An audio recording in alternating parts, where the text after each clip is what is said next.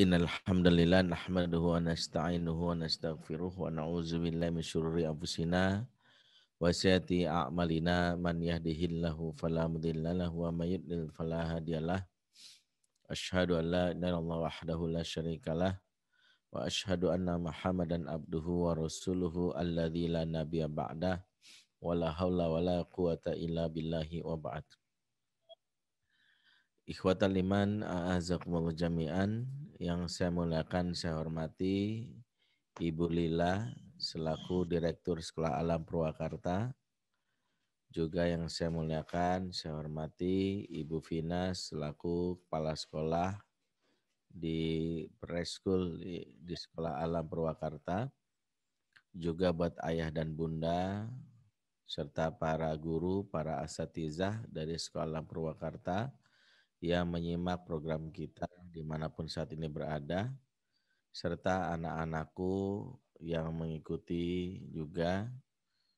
Sepertinya ada juga anak-anak yang juga menyimak dan saya ingin menyapa mereka dan kita doakan semoga anak-anak kita menjadi anak yang soleh dan solehah, menjadi pemimpin bagi orang-orang yang bertakwa. Rabbana hab lana min azwajina wa dzurriyyatina qurrata a'yun waj'alna lil muttaqina imama. Jamaah rahimakumullah, alhamdulillah di pagi hari ini, di hari Ahad akhir pekan, kita bisa bersilaturahim via online dalam rangka untuk membahas hal-hal yang terkait dengan peran kita di dalam pengasuhan anak-anak kita. Dan kita tentu saja mensyukuri nikmat Allah di masa pandemi ini. Kegiatan kita dalam belajar dan mengajar tidak terputus karena kondisi pandemi yang belum usai. Sebab di antara kesulitan yang terjadi, yakni tidak bisa berkumpul dan berkerumun, Allah berikan nikmat kita dan ini kita rasakan dengan hadirnya teknologi digital sehingga kita bisa terhubung dari berbagai wilayah. Saat ini kami berada di Jakarta Timur, kita terhubung dengan ayah dan bunda yang berada di sekitar Purwakarta. Dan inilah salah satu nikmat. Jadi orang tua sekolah pun sekarang irit. Ngundang pembicara cukup via Zoom aja kan gitu ya. Nggak perlu lagi nyiapin ongkos, tiket, dan macam-macamnya. Alhamdulillah. Ini juga menjadi salah satu karunia masa pandemi ya, ada irit biaya. Bahkan saya sendiri merasakan ya, nggak perlu kemana-mana tapi bisa hadir di mana-mana. Ya, sebab dengan hadirnya teknologi ini kita bisa menjangkau bahkan belahan dunia yang lain. Pernah satu hari saya ya pagi ada di Jepang, ya siang di Australia, ya malam sore di Norway, malam di Amerika gitu ya. Itu baru ya merasakan bahwa keliling 4 negara satu hari ya walaupun via virtual. Dan itu salah satu nikmat yang kita alami di masa pandemi dan kita bersyukur atas hal itu. Di kesempatan hari ini kita membahas hal yang substantif khususnya terkait dengan tugas pokok orang tua terkait menumbuhkan fitrah keimanan bagi anak kita di usia dini. Dan kita menyadari bahwa ini pertama adalah tugas pokok orang tua. Tidaklah orang tua disebut sukses menjalankan perannya kalau tidak berbarengan dengan tugas menjaga keimanan. Makanya parenting ala barat bisa kita pastikan gagal. Kenapa? Karena mereka fokus kepada hal-hal yang di luar keimanan. Mengajarkan anak untuk bisa pinter, berprestasi. Ya. Sejatinya pintar, berprestasi, atau segala penghargaan lain adalah aksesori yang tidak memberikan pengaruh bagi seseorang nanti di akhirat. Artinya bahwa itu sesuatu yang memang kita harapkan, tapi pokoknya bukan di situ. Yang ada pokoknya dalam Islam adalah keimanan. Maka salah satu yang menjadi tugas pertama kita memahami Islamic parenting, menjadikan menumbuhkan fitrah keimanan adalah tugas pokok. tugas pokok orang tua. Sebab orang tua yang gagal dalam mengasuh justru orang tua yang tak mampu atau tidak bisa bahkan enggan ya dalam hal ini menumbuhkan fitrah keimanan anak-anaknya ya disebabkan karena kelalaiannya. Dan ini yang harus kita pahami. Atas dasar inilah mengapa semua nabi ketika berbicara tentang pengasuhan, pesan pertama adalah terkait dengan fitrah keimanan ini. Sudah sering kita dengar misalnya nasihatnya Luqman kepada anaknya, ya bunayya la tusyrik billah inna syirka la zulmun azim. Wahai anakku sayang, jangan kau sekutukan Allah. Sesungguhnya menyekutukan Allah adalah kezaliman yang besar. Jadi kalau kita tahu bahwa zolim itu sesuatu yang kita benci, maka ada yang lebih kita benci, yaitu kesyirikan, karena kesyirikan disebut kezaliman yang besar. Begitu juga nasihat dari bahkan bagian dari rangkaian doa Nabi Ibrahim kepada anak dan keturunannya. Dalam surat Ibrahim ayat 35, Allah sebutkan bagaimana kesungguhan Ibrahim sebagai seorang ayah yang super sibuk tidak membuat beliau lalai dalam urusan keimanan, sehingga beliau pun berdoa, Rabbij al-hadzal balada amina wajdubni wa baniya anna bil asnam. Ya Tuhanku, jadikanlah negeri ini negeri yang aman dan nyaman dan jauhkanlah aku juga keturunanku dari menyembah berhala.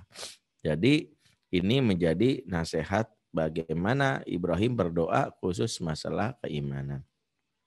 Berikutnya, bagaimana juga nasihat atau wasiat dari seorang ayah yang disebutkan dalam Al-Quran, yaitu Nabi Yakub alaihissalam pada saat ajalnya hendak menghampirinya. Dan ini lagi-lagi bukti betapa inilah konsentrasi seorang ayah dalam urusan keimanan. Maka saat ajalnya hendak datang, dia kumpulkan anak-anaknya, maka dia pun bertanya, mata buduna mim ba'di. Kalau nanti ayah mati, kamu nyembah apa? Alias ini menunjukkan lagi-lagi pedulinya seorang ayah juga bunda dalam urusan keimanan.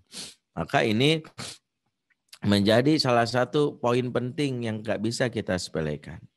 Secerdas apapun anak kita, sehebat apapun anak kita, sekaya apapun anak kita, kalau dia tidak beriman, maka dia tidak bernilai di sisi Allah dan kita dianggap ortu yang gagal. Inilah mengapa ini menjadi salah satu tugas pokok orang tua.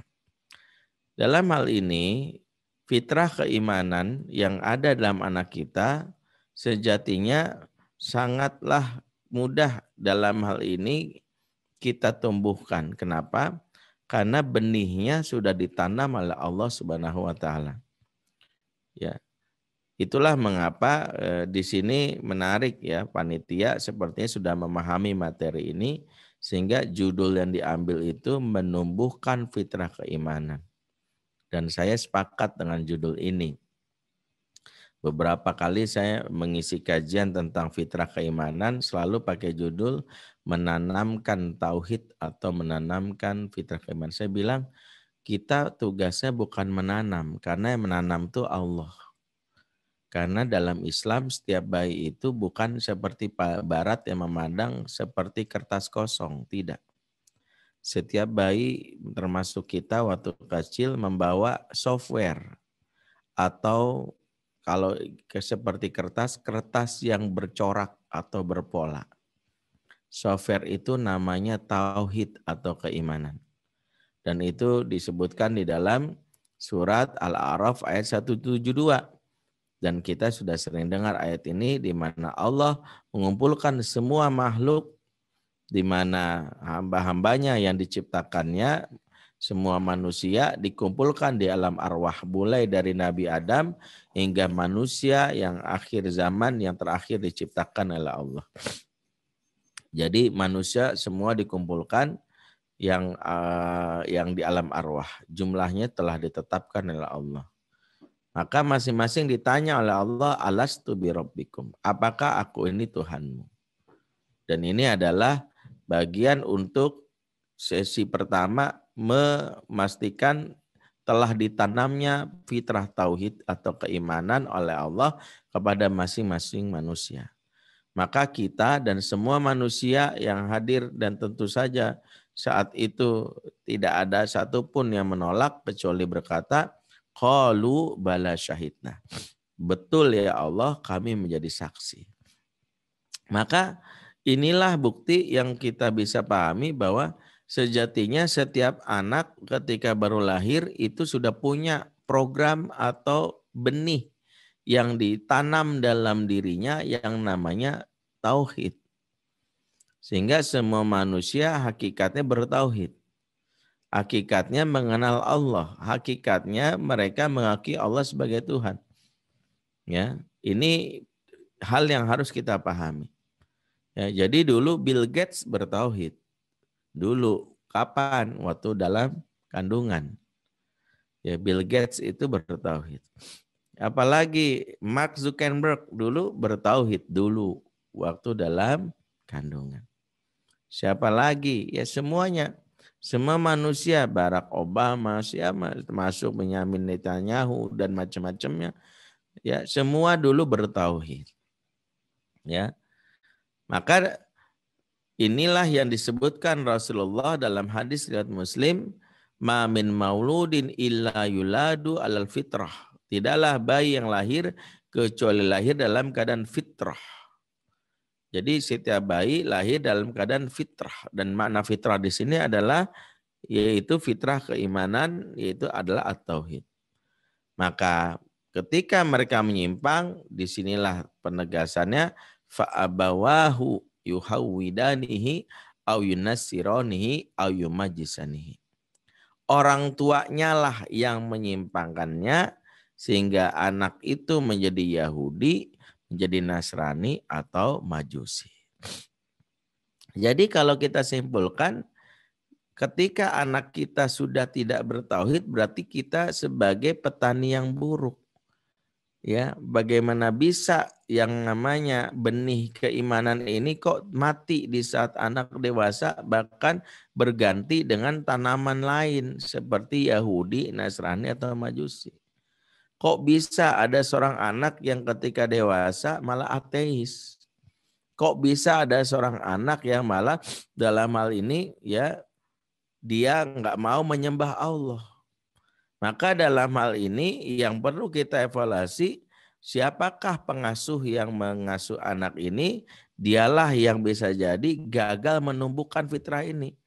Alih-alih fitrah ini muncul, bisa jadi salah asuh mengakibatkan justru benih ini menjadi mati. Ibarat software dalam komputer atau dalam laptop, softwarenya sudah ada, ortu malah menguninstall. Ditambah software lain. Ya, ortulah yang menguninstall software tauhid ini tanpa sadar. Dalam hal inilah mengapa orang tua itu sangat mempengaruhi dalam urusan yang terkait dengan tauhid ini. Karena itulah yang perlu kita pahami, ya, bagaimana orang tua melakukan kesalahan-kesalahan yang membuat tumbuhan ini menjadi rusak. Inilah yang menjadi salah satu poin penting kita untuk menghindarinya. Ya, misalnya apa? Ya, mengapa di sini tertuduhnya orang tua? Karena sejatinya orang tua yang dalam hal ini merusak tanaman atau tumbuhan tauhid dalam jiwa anak adalah ortu yang tidak memahami cara mengasuh anak dengan benar sesuai dengan panduan Islam. Inilah yang dimaksud dengan malpraktek dalam pengasuhan, di mana pertama kenapa ortu malpraktek, yaitu karena ketiadaan ilmu. Itulah mengapa agar tauhid ini bisa tumbuh dengan tumbuhan yang kokoh sebagaimana sebutkan surat Ibrahim ayat 24, alam taro kaifa daraballahu mathalan kalimatan thayyibah kasyajaratin thayyibah asluha tsabit wa faruha fis sama. Tidakkah engkau melihat perumpamaan yang Allah sebutkan dari kalimat thayyibah yakni tauhid atau iman Kasyajaratin thayyibah, seperti pohon yang baik. Apa ciri pohon yang baik? Asluha tsabit, akar menghujam. Inilah pengaruh tauhid di masa depan ketika anak sudah punya tauhid, tumbuhannya itu kokoh, akarnya menghujam. Dan akar itu bahasa kita adalah radix, bahasa ilmiahnya. Dan orang yang mengakar alias kokoh disebut radikal. Jadi radikal itu sejatinya pasti dialami oleh orang yang bertauhid dengan benar. Dan radikal tidak didefinisikan dengan keras, kasar, menghancurkan, tidak. Radikal itu artinya mengakar. Tauhid itu kalau mengakar membuat seseorang tidak goyah. Tidak bisa dia menukar keimanannya hanya karena sekardus Indomie. Kalau hanya iman ditukar dengan sekardus Indomie berarti tidak radikal. Tidak bisa dia mau ditawari jabatan, harta, tahta, wanita, pulsa, ya termasuk pasta, semua tidak bisa membuat dia goyah, itulah radikal.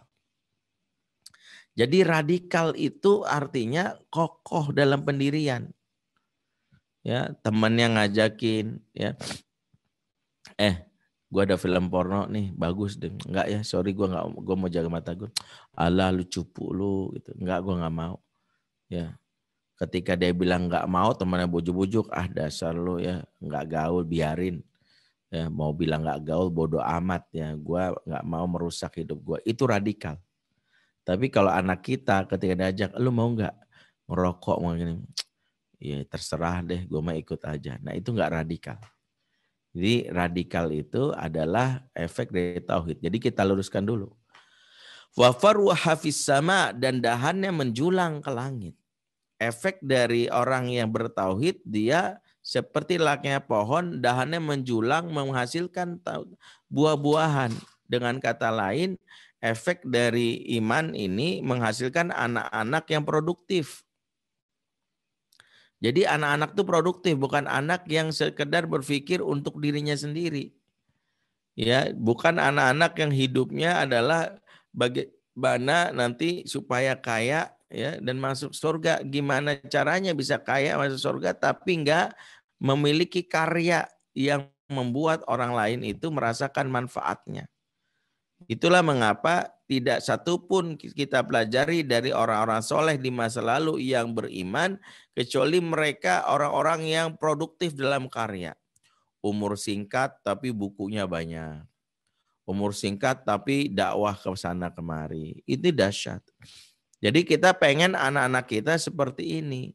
Generasi yang kokoh, tidak mudah digoyahkan pendiriannya, dan produktif dalam amal. Jadi bukan sekadar orang yang soleh tapi di rumahnya sendiri atau di masjid. Tapi nggak punya manfaat sama tetangga, sama sesama. Nggak seperti itu. Nah, tumbuhan tauhid ini yang ada dalam jiwa anak rentan rusak, rentan goyang, bahkan rentan mati kalau ortu tidak membekali diri dengan ilmu tadi. Ilmu yang membuat ortu tahu cara bercocok tanam. Makanya mengasuh itu layaknya bercocok tanam sebenarnya. Karena harus tahu apa yang diberikan kepada anak. Salah kita dalam bercocok tanam, maka tumbuhan ini mati. Kenapa salah? Lagi-lagi tidak ada ilmu. Ilmu bercocok tanam atau ilmu mengasuh.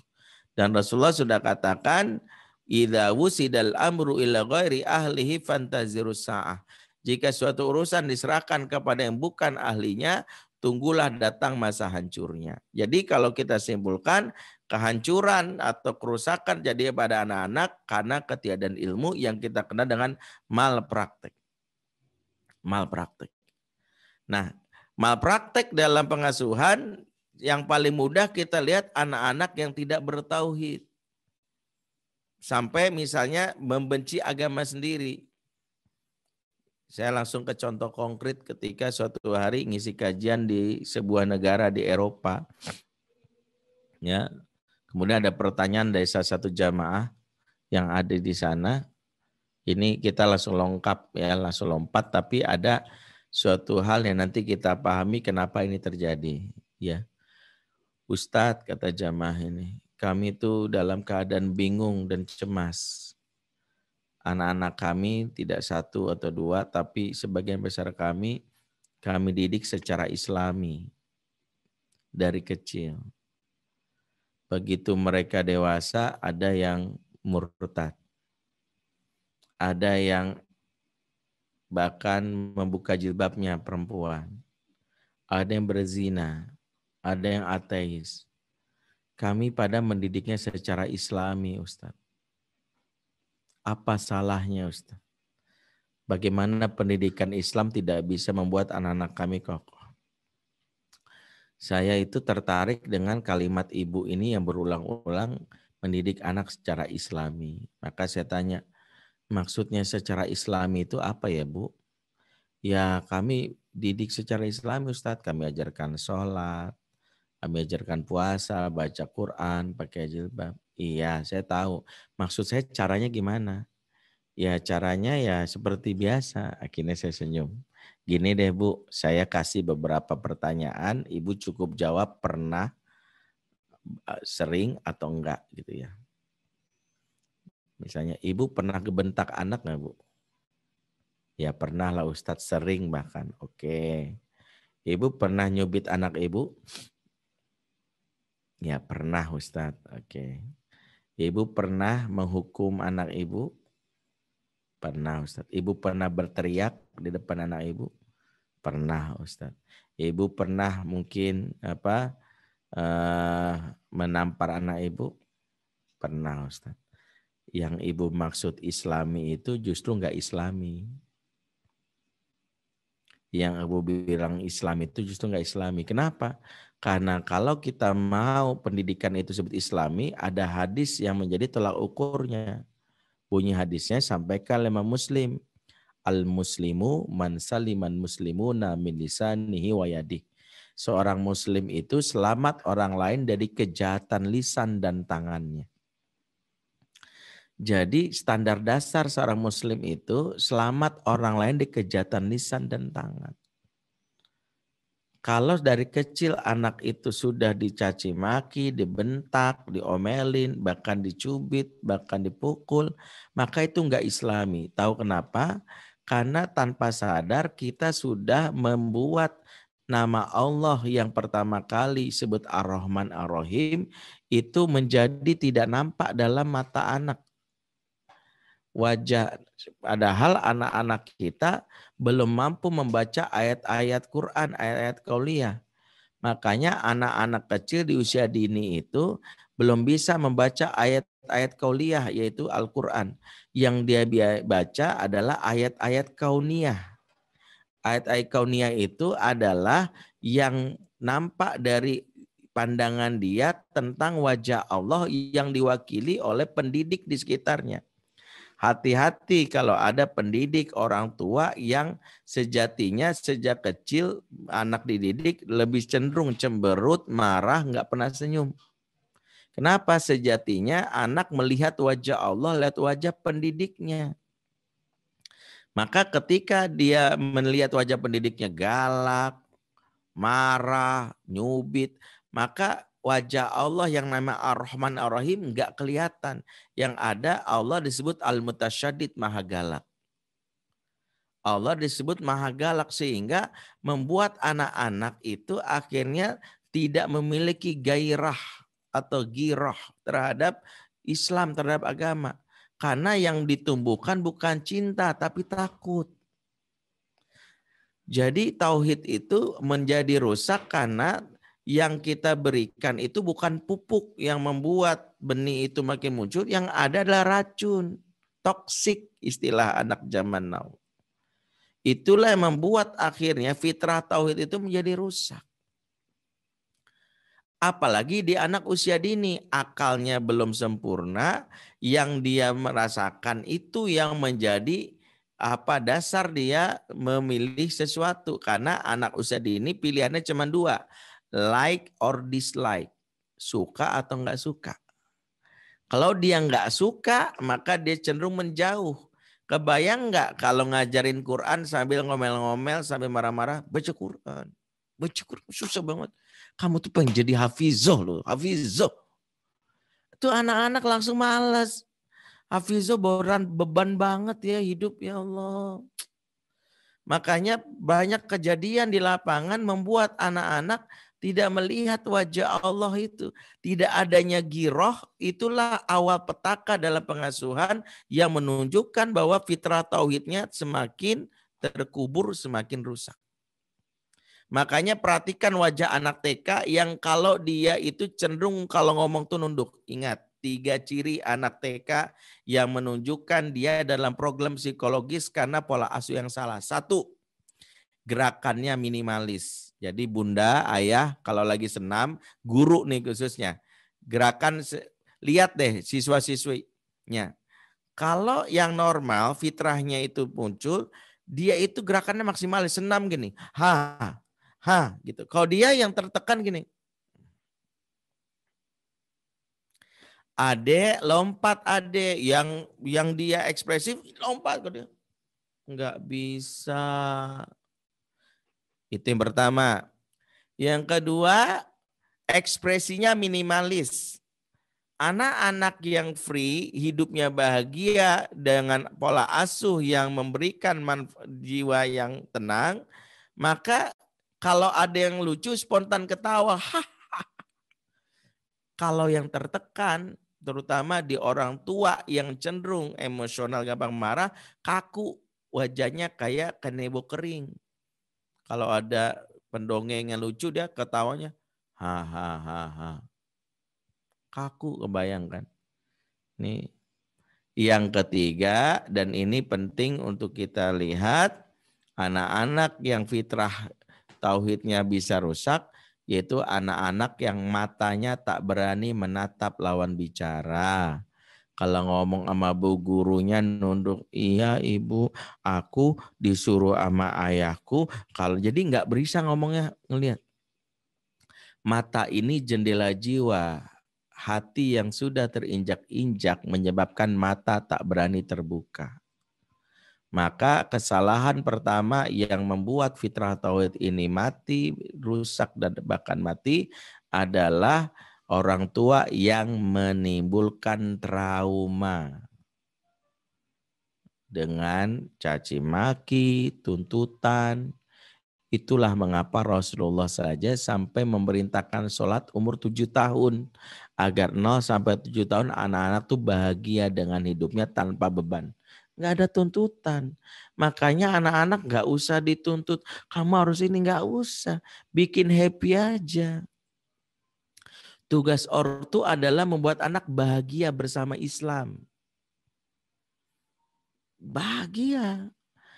Jangan, karena dengan bahagia itu kita bisa dalam hal ini menyebutkan sumber kebahagiaan itu dari Allah. Ketika dia bahagia kita bilang ini semua dari mana anak? Dari bunda, bukan dari Allah. Jadi dia tahu bahwa Allah itu maha baik. Maka kalau ada anak yang sampai trauma, apalagi pakai hal-hal yang seringkali maaf ya. Kadang ortu ini tanpa sadar merusak nama Allah lewat cara mengenalkan yang salah. Cara mengenalkan yang salah itu gimana Ustadz? Banyak di antara kita kadang menyebut Allah pas marah doang. Ya Allah, Masya Allah, Astagfirullah. Aduh Nisa, astagfirullah, buku gini banget sih. Tuh anak taunya kalau Allah disebut pasti ada sapu yang melayang nih. Pasti ada piring terbang nih, cubit nih. Kita ini giliran lagi marah nyebut Allah. Bahkan maaf nih.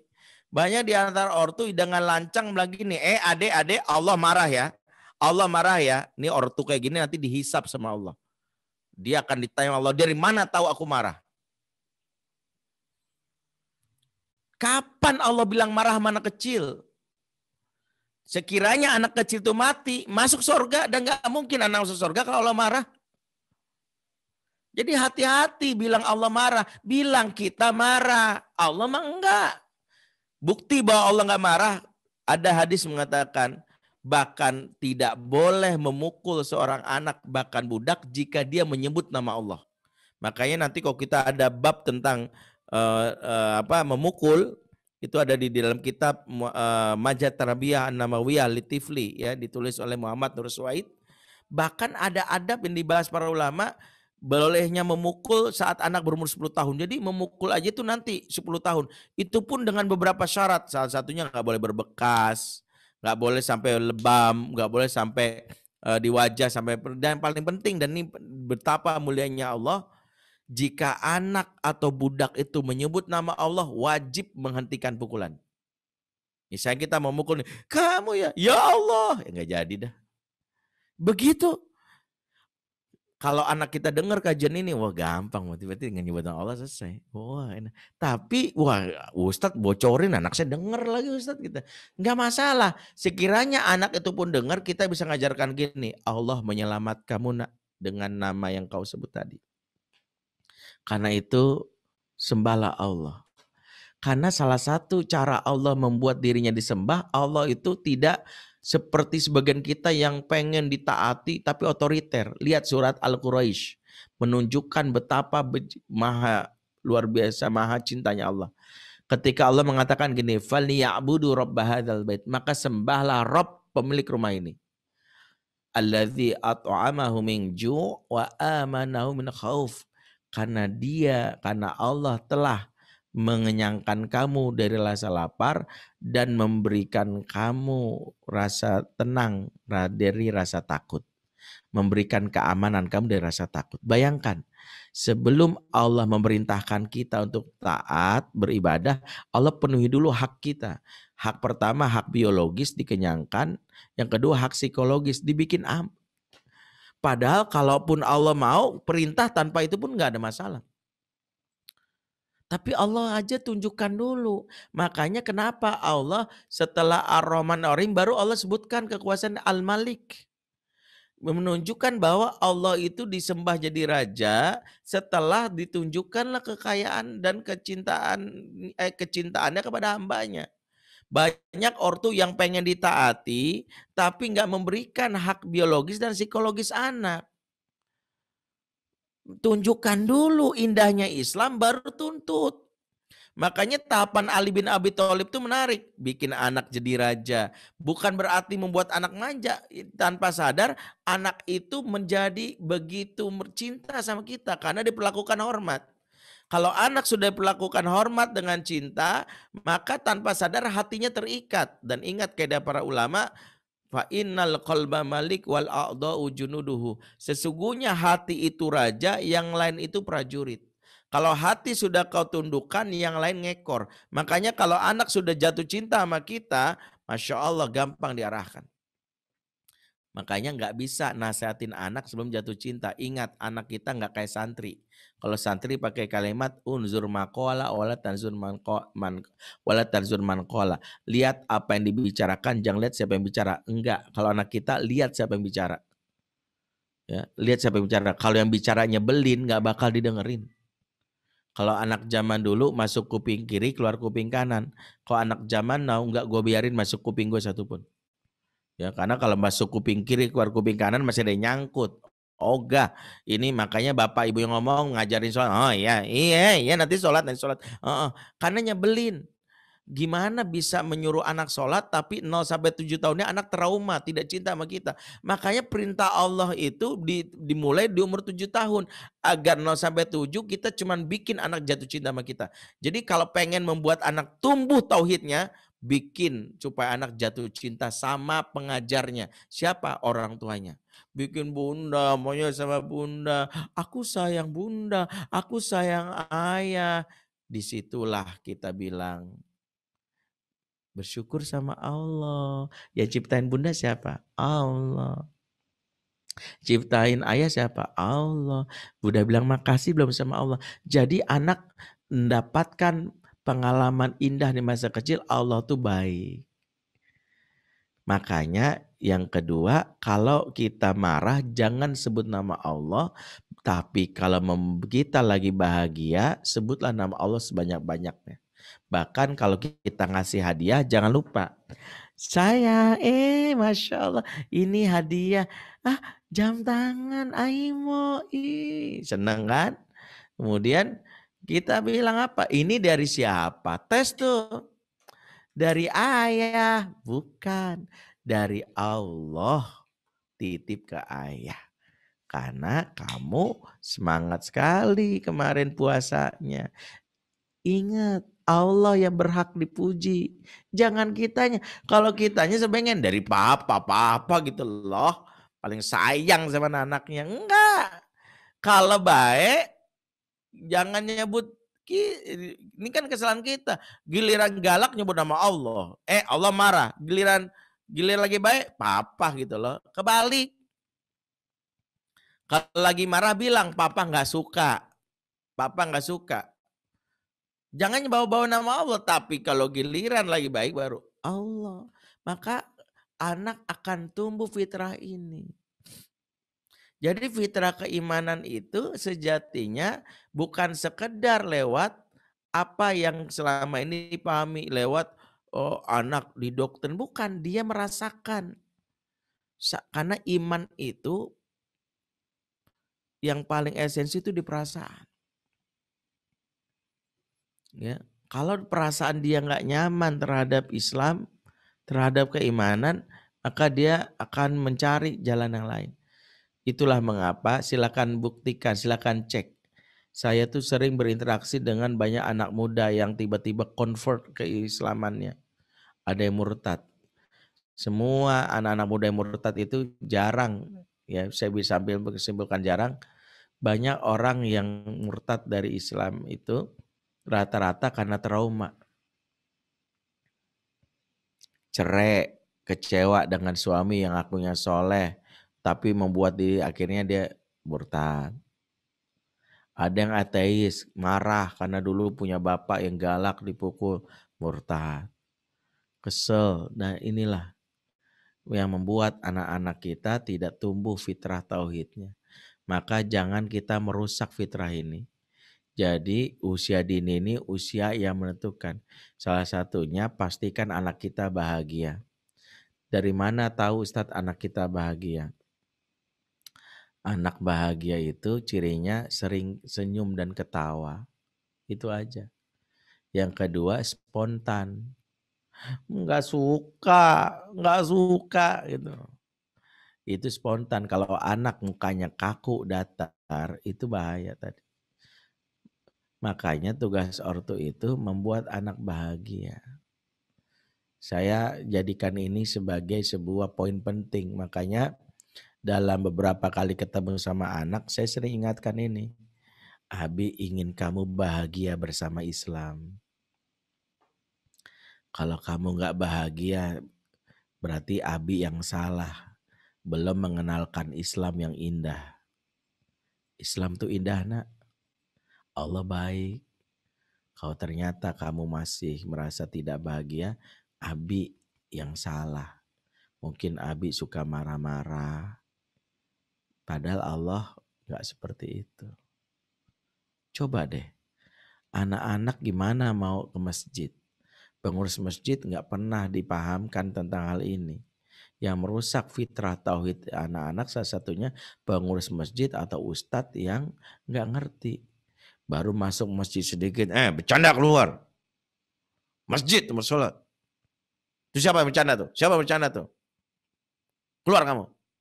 Kebayang gak traumanya anak-anak? Saya suatu hari di bulan Ramadan, saya punya program sama anak saya keliling masjid ya. Jadi pagi, zuhur, asar, maghrib, isya itu kita beda masjidnya. Sampai suatu hari saya Jumatan sebuah masjid. Nah masjidnya bagus, Baitur Rahman. Pada saat saya datang sholat bersama anak habis wudhu, karena jamaahnya penuh dan social distancing, kita dapat di bagian luar. Tiba-tiba namanya anak-anak di bagian luar tuh berisik. Datang seorang bapak-bapak masih muda sih, badannya besar, tiba-tiba teriak, siapa itu? Berisik keluar. Langsung anak-anak, kamu ya. Saya kaget. Agak jauh dari saya, anak-anak itu, enggak pak, kamu jangan macam-macam, keluar. Enggak mau sholat, enggak usah sholat. Gitu. Wah saya bilang nih, kalau dia sampai macam-macam nyubit anak nih, saya langsung bertindak nih. Saya kejar tuh orang, saya bilang. Anak saya tuh ngeliatin tuh. Saya sengaja diam karena menjelang azan nih. Saya nggak pengen rusuh menjelang azan, saya diam dulu. Akhirnya anak, kok gitu di luar. Langsung anak-anak tuh diusir-usirin, disuruh di bagian belakang. Saya catat, saya rekam tuh, pokoknya saya tandain tuh orangnya.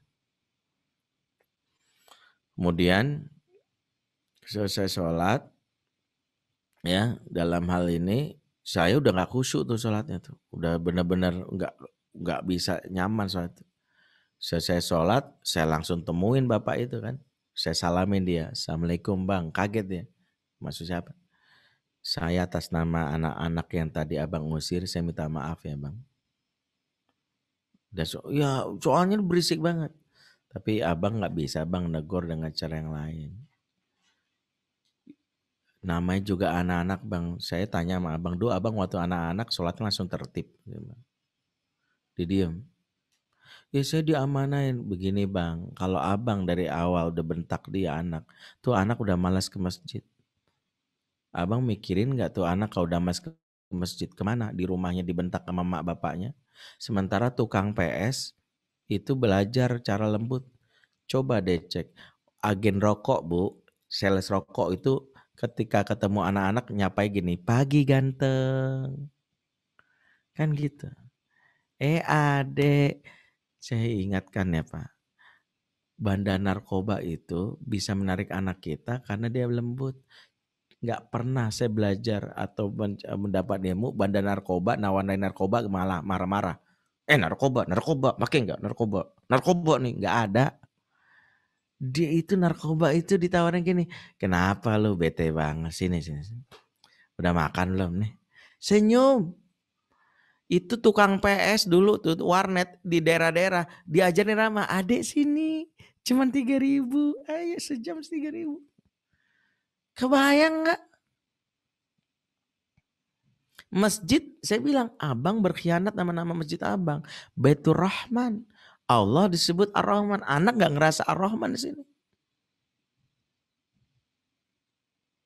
Langsung dia diam, iya bang, soalnya saya di aman masjid. Kalau perlu saya ngomong sama DKM ya, saya bilang. Ya nggak usah deh bang, saya minta maaf aja deh, saya juga. Saya bukan berarti mengatakan membiarkan anak bercanda, enggak bang, saya bilang. Bercanda ya tegur, tapi nggak bikin anak trauma gitu bang. Anak saya kok bercanda, saya bilang, Faris, di masjid bang, kalau mau bercanda selesai sholat. Sekarang waktunya sholat ya. Nanti selesai sholat abang bercanda gak apa-apa ya. Sabar sedikit boleh bang. Saya bilang itu sama anak saya. Jadi kita ini harus memahami dulu. Yang kita sebut menumbuhkan itu bisa jadi kita menghancurkan. Makanya kenapa ada istilah toxic parenting, karena toxic itu ibarat racun mematikan benih itu. Benih ke tauhid itu hilang gara-gara itu. Anak-anak yang sampai dewasanya sampai maaf ya, karena saya banyak nangani anak yang sampai dulunya di pesantren tiba-tiba jadi artis porno, buka aurat, ngomong yang ngaco. Kok bisa? Ada masa lalu yang trauma dia. Mendapatkan cara berislam yang membuat dia akhirnya mengatakan bahwa kok gitu ngapain gue kena Islam. Makanya banyak yang murtad.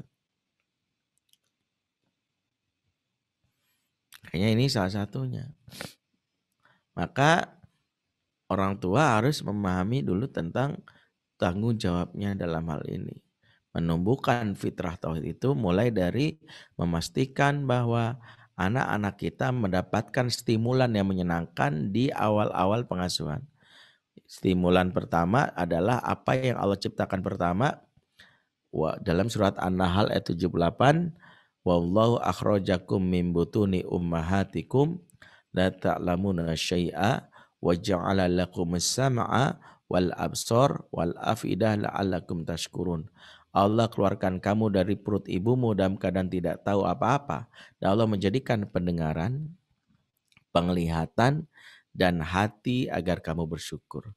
Jadi 3 organ yang Allah ciptakan pertama kali saat anak di usia dini. Pendengaran, maka 1, pastikan pendengaran anak itu distimulasi dengan kalimat Allah yang menyenangkan. Kalau kita mau zikir la ilallah, jangan bikin pengeng. La ilaha illallah, la ilallah. Itu kuping pengeng. Nggak ada anak seneng. Berisik. La ilaha illallah. Lembut. Jadi nggak trauma. Nyebut la ilah tiada. Makanya mengazankan bayi itu menstimulan supaya mengenal Allah. Allahu Akbar, Allahu Akbar. Makanya pastikan azannya yang merdu. Karena kalau merdu anak suka. Nanti jadi memorable di masa depan. Lisan kita harus lembut. Adek, sayangnya bunda, hati-hati. Suara kita yang justru menyakiti itu akan merusak selain juga sel-sel otak anak ya, karena kan bayi di bawah 5 tahun itu sel otaknya masih belum sempurna sehingga bentakan atau teriakan akan merusak sel-sel otak anak ya, sekitar 10.000 sekali bentakan. Ingat bentakan itu kadang dilakukan ortu bukan dalam keadaan marah. Kadang ngeprank untuk mendapatkan tawa dilakukan tapi zolim. Misalnya gini, duh! Kita anggap lucu, zolim. Ortu yang kayak gini hentikan. Jangan nakut-nakutin anak untuk sesuatu yang merusak otaknya. Di Amerika, di daerah Utah, seorang guru TK dipenjara setahun karena dituntut karena berteriak di depan siswanya dalam rangka memberi semangat. Nih buat guru TK hati-hati. Jangan sampai depan siswa gini semangat, nggak boleh. Karena siswanya itu dekat. Kalau mau teriak pastikan jaraknya 100 meter. Karena merusak. Seotak nggak boleh. Jadi kalau mau semangat, teriaknya yang pas aja. Ayo semangat, yang penting ekspresinya. Semangat, semangat. Tapi yang penting kan wajahnya. Gak harus teriak. Ayo semangat, harusnya begitu. Ini ada yang teriak sampai kuping pengeng. Yang kedua, pastikan ketika kita berbicara itu banyak menyebut nama Allah. Supaya Allah itu terinstall di dalam kepala dia. Makanya kalau menjelang tidur itu. Yang berikutnya adalah penglihatan. Penglihatan itu apa yang dia lihat. Orang yang pertama dilihat oleh anak tuh ibu. Makanya ibu jangan sampai jarang senyum sama bayinya. Yang terakhir, apa yang dirasa, dan rasa ini terkait dengan sentuhan. Makanya sentuhannya nggak boleh tuh ibu kasar, lembut. Jadi 3 hal ini kalau kita praktekkan saja memberi pengaruh kepada jiwa anak. Jadi ini menjadi utama menumbuhkan tauhid. Yang berikutnya, menumbuhkan tauhid itu adalah mengantisipasi adanya virus yang dikembangbiakan oleh ortu, yaitu virus-virus tauhid adalah kekaguman kepada selain Allah yang tanpa sadar diceritakan oleh ortu. Misalnya ortu itu lebih sering menceritakan kekaguman tokoh pada saat bersama anak. Ih, nak Aldebaran ganteng ya. Ih, udah ganteng, kaya gitu. Mamanya nyebut Aldebaran, Aldebaran. Lama-lama tuh anak ngefans sama Aldebaran. Giliran sama Allah enggak. Hati-hati, tumbuhkanlah kekaguman hanya kepada Allah. Orang tua yang ngefans sama bola, jangan sampai membuat anak itu berasa klub bola ini segalanya. Misalnya yang ngefans sama Persib, akhirnya gantungan kuncinya Persib. Bantalnya, selimutnya Persib. Lama-lama anak merasa Persib itu is everything. Ujung-ujungnya dia ngefans dari kecil. Dan kita bangga, jangan. Kalau mau kita bikin anak ngefans, mendingan sama sesuatu berbau Islam. Ini selama ini ada ortu yang karena dia ngefans sama klub di Liga Inggris, MU, Chelsea, dari kecil. Sampai anak mikir kayaknya duniaku itu adalah seputar bola dan bola. Jadi yang merusak tauhid, hama yang merusak tauhid itu namanya kagum terhadap selain Allah.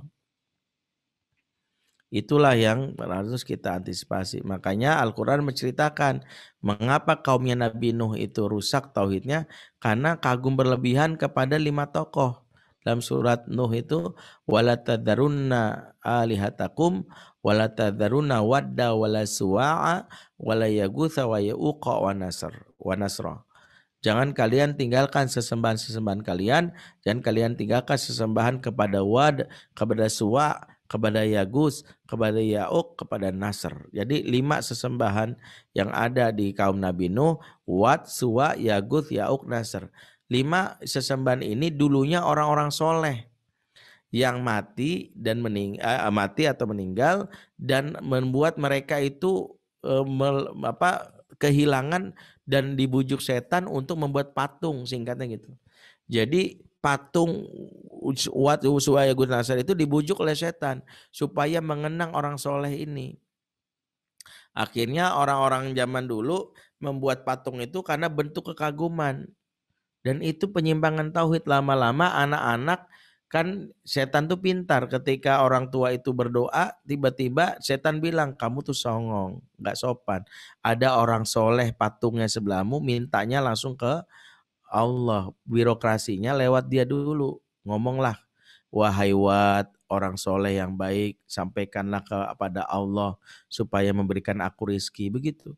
Ujung-ujungnya Allahnya jarang didengar anak, ya ada nama depannya, wahai Wat, wahai Suwa. Maka anak-anaknya akhirnya nyembah Wat, Suwa, Ya'uq, Nasr.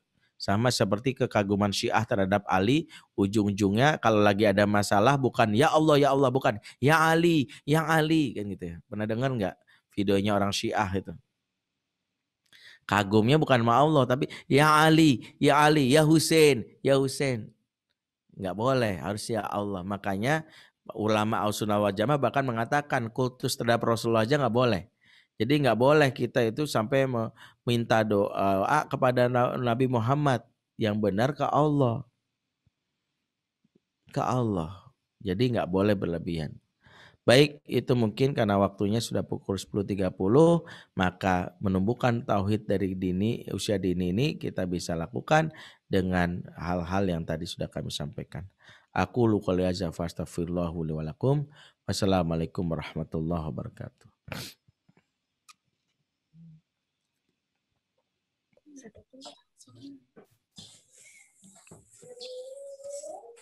Alhamdulillahirrabbilalamin. Terima kasih banyak kepada Bapak Ustadz Ajo Bentri yang tentunya juga sudah memberikan ilmu yang sangat bermanfaat ya ayah bunda semua. Dan Masya Allah sekali menjadi renungan untuk kita semua ya ayah bunda terkait pola pengasuhan kita kepada anak ya ayah bunda semua. Oke, ayah bunda semua. Nah itu tadi mengenai pembahasan tentang parenting, menumbuhkan fitrah, menentukan mohon maaf ya bunda semua, menumbuhkan fitrah keimanan di usia dini, ayah bunda semuanya.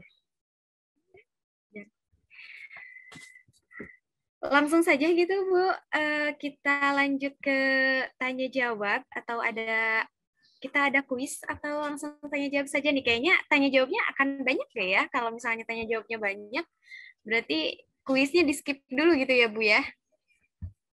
Barangkali ada yang mau bertanya kepada Ustadz Bentri. Ada dari Bunda Ika. Boleh Bunda yang ingin bertanya? Coba langsung saja ya, karena kita sambil mempersingkat waktu juga ya, ya Bunda semua.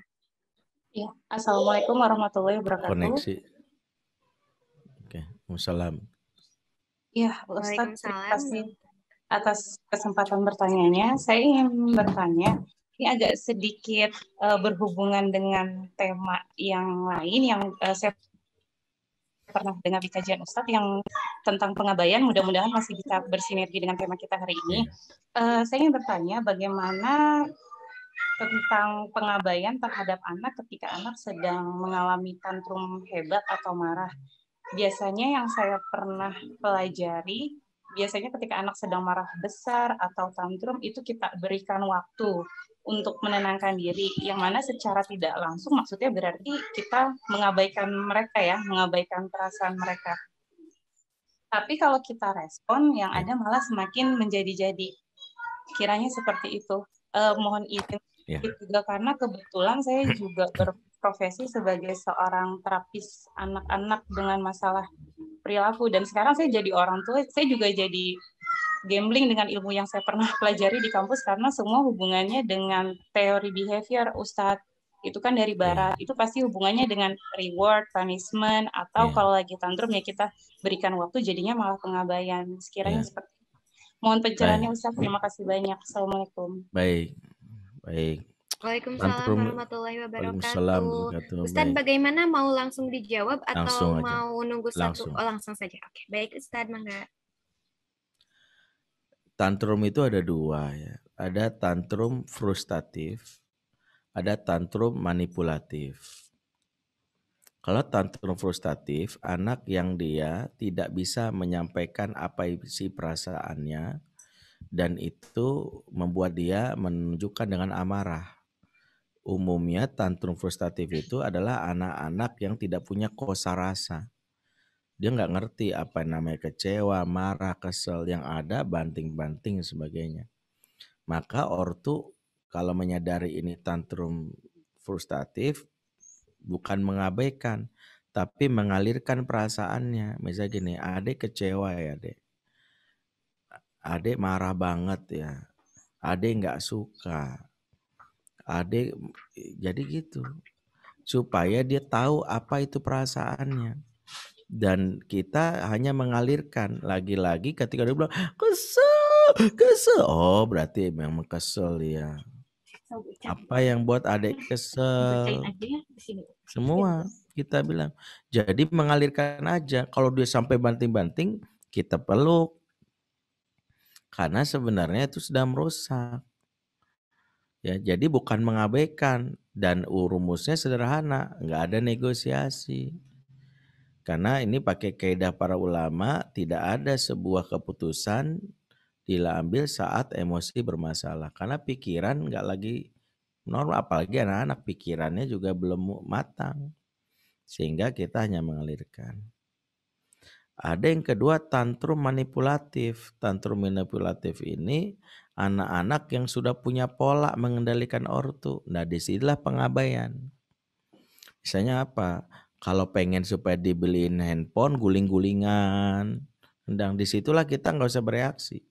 Coba bilang adek marah silakan, tapi ya bunda. Makanya tantrum manipulatif ini berkaitan dengan keinginan yang tidak dipenuhi.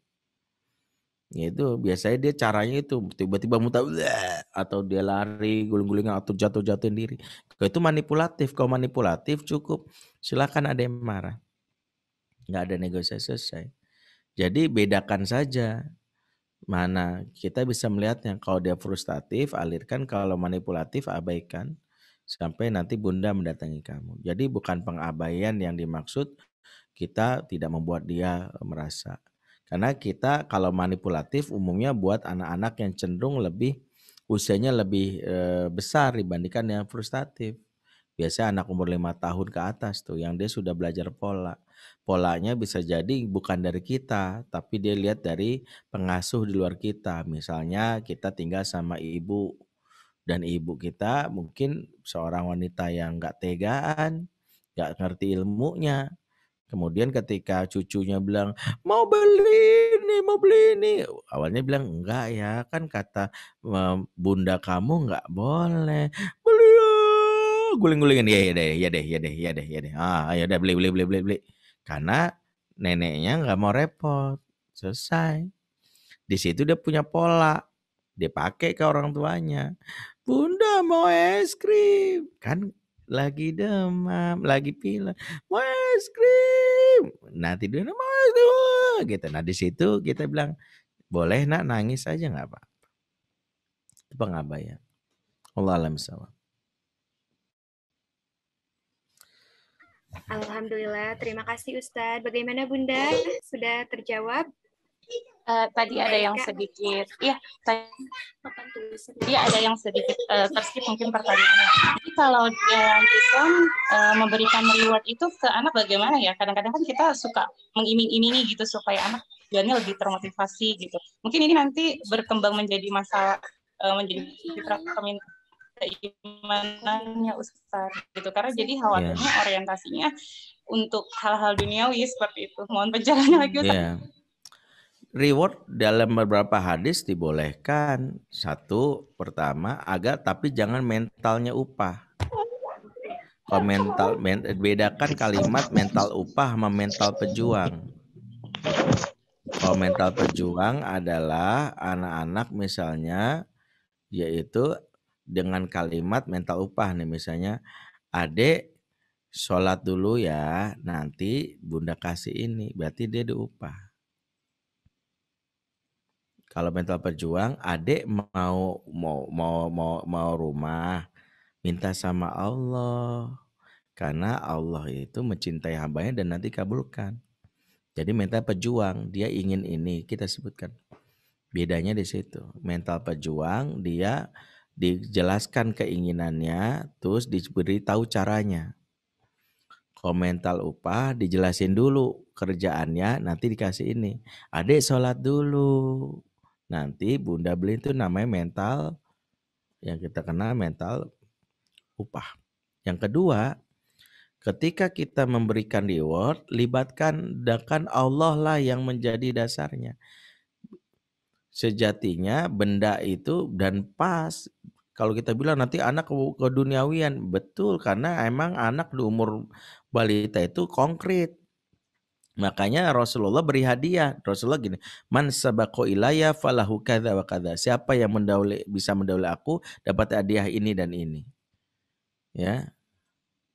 Maka Rasulullah lari dikejar. Dan itu konkret, tapi kita boleh memberitahunya dengan hal yang mengunci. Misalnya gini, ini dari siapa? Dari bunda, bukan dari Allah. Yang paling penting apresiasi itu nanti berubah seiring dengan ini. Nanti ada tahapan-tahapan apresiasi dalam Islam itu, kata Dr. Muhammad Nur Suwaid itu berjenjang. Misalnya kalau anak di bawah 10 tahun itu, dia sangat senang dipuji hasilnya. Hebat, bagus banget. Itu anak yang 10 tahun ke bawah. Tapi kalau 10 tahun ke atas itu, dia nggak suka dipuji hasil. Dia dipuji prosesnya. Abang bangun jam 3, kemudian wudhu, terus berangkat ke masjid. Masya Allah. Kita nyebut itu aja, dia merasa, karena dia disebut prosesnya. Jadi itu ada tahapan-tahapannya. Wallahu a'lam bishawab. Alhamdulillah. Bagaimana Bunda Ika? Sudah ya Bunda? Terima kasih banyak Bunda untuk pertanyaannya. Dan terima kasih banyak juga untuk Ustadz Ajobendri yang tentunya juga sudah menjawab. Selanjutnya saya serahkan kembali ke moderator. Iya, terima kasih Bu Eca. Tadi Ustadz Bendri, ini ada pertanyaan nih Ustadz di chat. Ada dari Bunda Rati dari Bogor. Bagaimana cara mengembalikan gerak yang maksimal? Itu kan yang minimalis, terus wajah yang minimalis. Ini wajah biar ekspresif, mata yang berani menatap katanya. Bagaimana menyembuhkan trauma itu, Ustaz? Ya, pertama trauma itu seberapa dalamnya itu harus kita cek. Ada namanya intimacy meter. Bunda saya sarankan bulan depan ikut sharing kelas bersama kami, judulnya membayar utang dan membasuh luka pengasuhan. Karena luka pengasuhan itu bisa jadi sesuatu yang kita berikan ke anak. Itu ada saya, ada Ayah Irwan dan Kak Hilman, dan di situ kita kasih beberapa terapis ya, yang selain dari sisi Islam ada juga dari sisi psikologisnya oleh Kak Hilman, psikolog. Itu ada nomornya, dan baru kebetulan sharing kelas ini baru kemarin berlangsung, baru selesai maksudnya. Jadi pekan besok kita bahas mendidik anak laki-laki. Bagi yang mau gabung juga boleh. Pekan depannya mendidik anak perempuan. Terus ada materi nanti awal bulan depan baru membayar utang basuh luka lagi. Ini tiap bulan selama 2 atau 3 sesi ya. Kalau mendidik laki-laki 3 sesi. Kelasnya ada kelas pagi, siang, dan malam. Yang mau kelas pagi ikut silakan masuk kelas kami online via Zoom. Itu dan nomornya itu 0811 8077748. Nah, itu lebih detailnya. Tapi kalau dibahas secara teorinya, Quran sudah memuat cara menyembuhkan trauma itu dalam surat Hud 114. Allah berfirman, innal hasanat yudhibnas sayyiat. Sesungguhnya kebaikan yang banyak akan mengusir as-sayyiat. As-sayyiat itu keburukan yang bisa dimaknai adalah trauma yang dimiliki anak. Kalau anak trauma, kita evaluasi apa buat dia trauma. Pernah membentak, pernah memukul, pernah berarti kita harus menggantinya. Tapi lagi-lagi sebagian besar ortu yang melakukan ini, mohon maaf, mereka pun bisa jadi korban dari luka pengasuhan di masa lalu. Ibu-ibu nih yang suka marah-marah, maafin ya saya harus bongkar nih. Ibu-ibu sendiri sebenarnya punya trauma dengan pengasuhan di masa lalu dan itu mendarah daging. Jadilah dituangkan ke anak. Makanya nanti di sesi kelasnya kita pelajari minimal kita self healing dulu. Karena ada, maaf ya, ada warisan yang tidak bisa kita hindari diturunkan dari generasi ke generasi selain utang dan harta adalah namanya kemarahan. Jadi kalau bapak kita dulu pernah marah begitu dahsyat sama kita orangnya, jadilah kita nanti di saat kita jadi orang tua kita marah lagi karena kita. Anak kita tumbuh marah lagi gitu. Itu harus kita potong. Salah satunya kita yang menyadari ini, yuk kita perbaiki. Tapi itu kayaknya bukan saya Ustadz, itu pasangan saya. Kelas ini juga membahas, membantu bagaimana menyembuhkan luka pasangan yang mungkin trauma dari orang tuanya. Jadi kita terapisnya. Dan itu ada ya, kurang lebih seperti itu. Wallahu a'lam bishawab. Nah, informasinya ada di room chat oleh staf kami disampaikan. Silakan. Ya, itu dia Bunda jawabannya. Kemudian ada lagi pertanyaan selanjutnya, Ustadz. Ini dari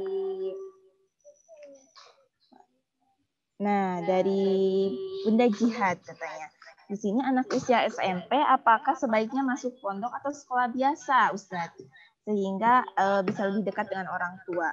Usia ideal berapa anak diperbolehkan mondok? Ini persiapan menuju pertama. Baik, jazakillah khair. Mondok dan gak mondok itu bukan tujuan pendidikan. Saya sarankan bunda dan ayah membuat roadmap pengasuhan. Kita ini menganggap mondok itu prestasi, padahal enggak juga. Bahkan menganggap mondok itu tujuan, padahal enggak juga. Tujuannya jadi anak soleh. Mondok itu wasilah. Saya ke Purwakarta tujuan. Kendaraannya bisa naik angkot, naik Grab, naik ojek, naik kereta, naik odong-odong. Misalnya, jangan maksain naik odong-odong. Sama kayak ortu, jangan maksain dulu jadi anak itu mondok. Yang penting itu tujuannya. Bunda pengen bang anak bunda jadi anak soleh, dekat dengan agama. Makanya penting buat roadmap. Kalau roadmap itu sudah dibuat, maka kita memandang pondok itu kepada anak sebagai bagian dari kendaraan yang belum tentu satu-satunya. Nah, bunda pengen banget anak bunda tuh yang jadi imam Masjidil Haram. Cita-cita bunda tuh. Kayaknya belum ada ya orang Indonesia yang jadi imam Masjidil Haram. Bunda pengen banget. Mungkin kamu orang pertama. Kan kamu juga baca Qurannya bagus. Kalau bunda saranin kamu ke pondok gimana? Gitu. Karena kalau di pondok kamu jadi fokus. Kalau bunda ngajarin kamu baca Quran, gimana bisa? Bunda aja baru Iqra 1 misalnya. Jadi kalau kamu butuh guru tahfiz, jadi begitu. Kalau anak gak mau, bukan berarti gak soleh. Ingat kesolehan bukan di pondok, apalagi di pasar-pasar harus mondok. Enggak begitu, karena banyak santri-santri itu yang justru maaf ya. Kan saya juga konsultan beberapa pesantren. Santri itu ada 2 kategori. Ada santri ideologis. Kalau ditanya, apa tujuan kamu masuk pesantren? Aku ingin menjadi seorang ulama penghafal Al-Quran yang akan membebaskan Al-Aqsa di tahun 2000 sekian misal. Itu santri ideologis, tahu melakukan. Yang kedua namanya santri tragis. Adik, kamu kenapa masuk pesantren? Mama saya nggak bisa ngasuh saya. Bapak saya sibuk. Ya, daripada saya di rumah ngerecokin, bikin ganggu adik, disuruh masuk pesantren. Kata temannya, gue juga dibuang di sini, gue juga ketemu mereka, bikin kekuatan, udah. Jadilah pesantren itu biangnya orang-orang yang trauma sama orang. Jadi jangan heran di pesantren itu banyak tuh anak-anak yang justru rusuh. Makanya jangan membuat anak kita masuk pesantren tanpa dia tahu tujuannya. Yang paling penting itu roadmap-nya. Anak saya sudah saya jelaskan roadmap hidupnya, dia tahu, makanya dia tahu apa yang lakukan. Jadi mau pesantren atau nggak pesantren silakan.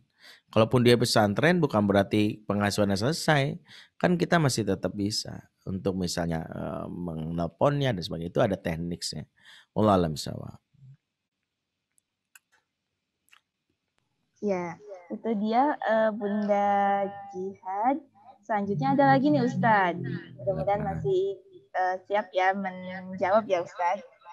Izin bertanya bagaimana cara kami sebagai orang tua yang dulu bekerja dan anak diasuh oleh orang lain. Tetapi anaknya sudah usia 10 tahun dan dulu fitrah keimanannya terlewat Ustadz saat usia dini.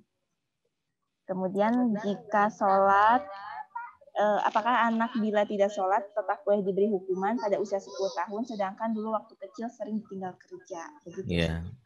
Pertama kali ortu yang melakukan ini namanya utang pengasuhan. Yang pertama ortu lakukan bukan ke anak, ke Allah minta maaf. Pertama kali lakukan itu banyak istighfar. Kenapa? Karena sejatinya ketika kita tidak memberikan hak anak di usia awal karena sibuk kerja, kita zolimnya itu bukan ke anak, ke Allah. Allah ngasih seperti teman kita nitip barang. Tolong gue titip seminggu ya motor ini ya. Kemudian seminggu dia tengok, loh kok spionnya patah? Loh kok baret ininya bodinya? Loh kok joknya ini? Terus kita dengan entengnya bilang, ya gak tahu gue. Maafin ya, iya gue sadar gue sibuk banget ya gitu. Makanya minta maaf aja ke Allah dulu. Jadi buat ortu yang merasakan bahwa karena dulu pernah meninggalkan kerja, istighfar banyak-banyak aja. Kemudian buktikan istighfarnya dengan banyak amal soleh, gaspol. Tunjukkan ke Allah. Salah satunya apa? Kalau kita punya rizki, niatkan untuk sedekah karena Allah. Ya Allah, niatku adalah mencari ridho-Mu. Dengan cara inilah. Saya sampaikan salah satunya kisah Ummu Zubair. Ummu Zubair itu melakukan pengasuhan dengan cara yang tanda kutip itu unik. Ummu Zubair ini ibunda dari Zubair bin Awam yang nama aslinya Sofiyah binti Abdul Muthalib. Beliau seorang janda mengasuh anak Zubair. Beliau merasa karena janda pengen anaknya jadi mujahid. Tapi nggak, karena bapak alias suaminya sudah meninggal, bapak dari Zubair itu meninggal, beliau nggak tahu caranya mencetak mujahid. Tahu yang beliau lakukan, beliau setiap hari gebukin anaknya tanpa sebab. Anak lagi main diambil balok digebukin.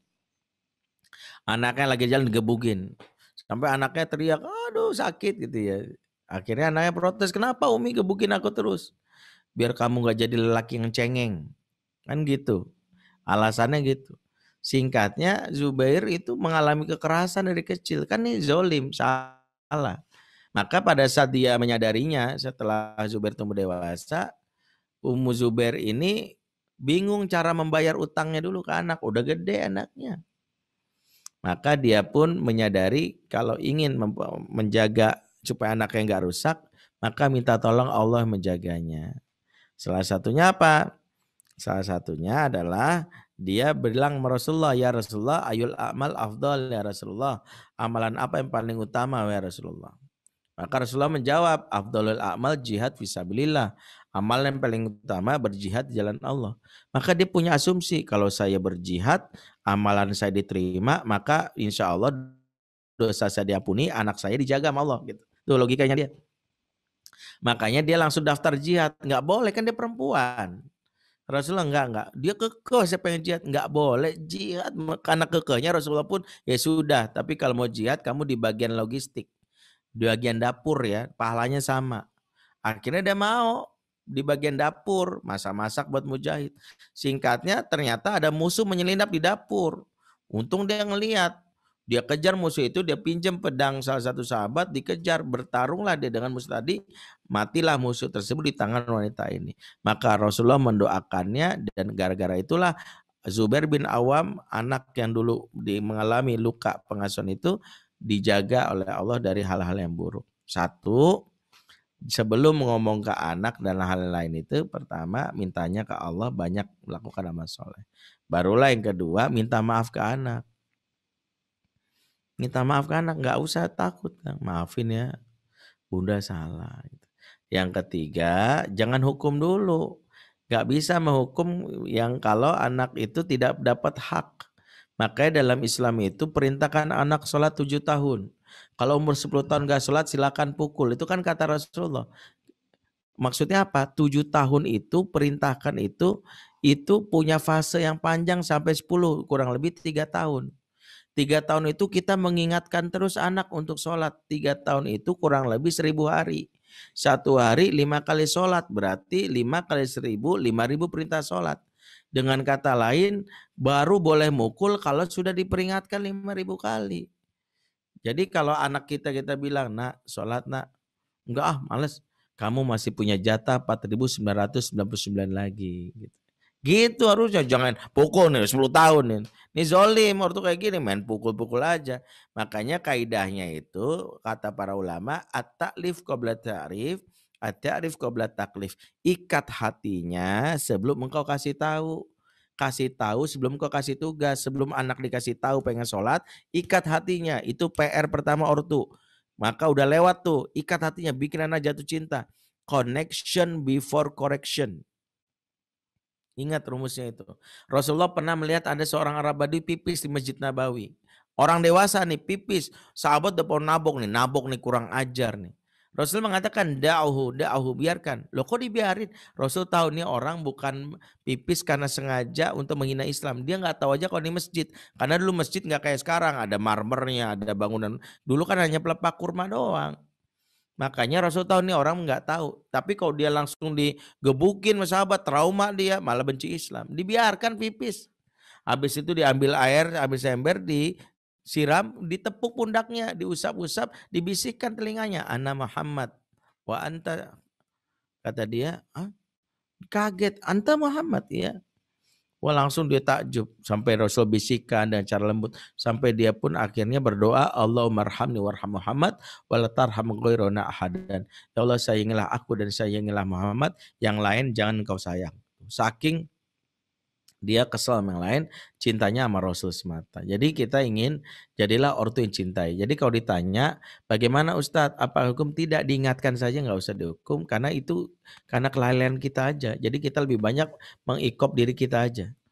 Sambil berdoa, ya Allah berikan aku kesempatan buat anakku jatuh cinta. Ingat, kalau anak sudah menjauh, lakukanlah pengulangan dengan cara memulainya dengan cara membuat dia jatuh cinta kepada orang tuanya yang selama ini sibuk. Wallahu a'lam bishawab.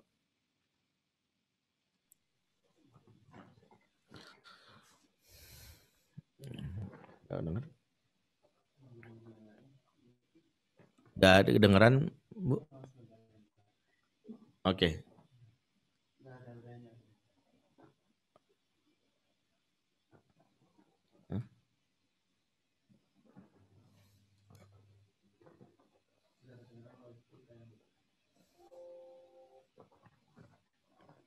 Ini.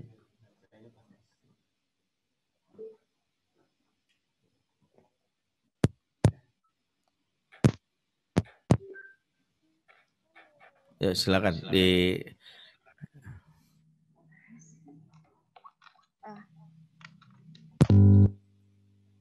Halo.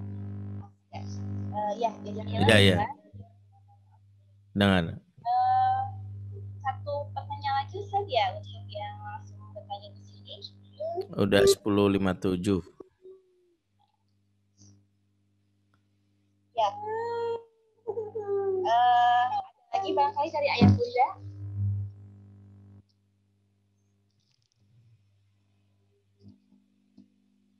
Kalau tidak ada, barangkali Ustaz bisa memberikan closing statement untuk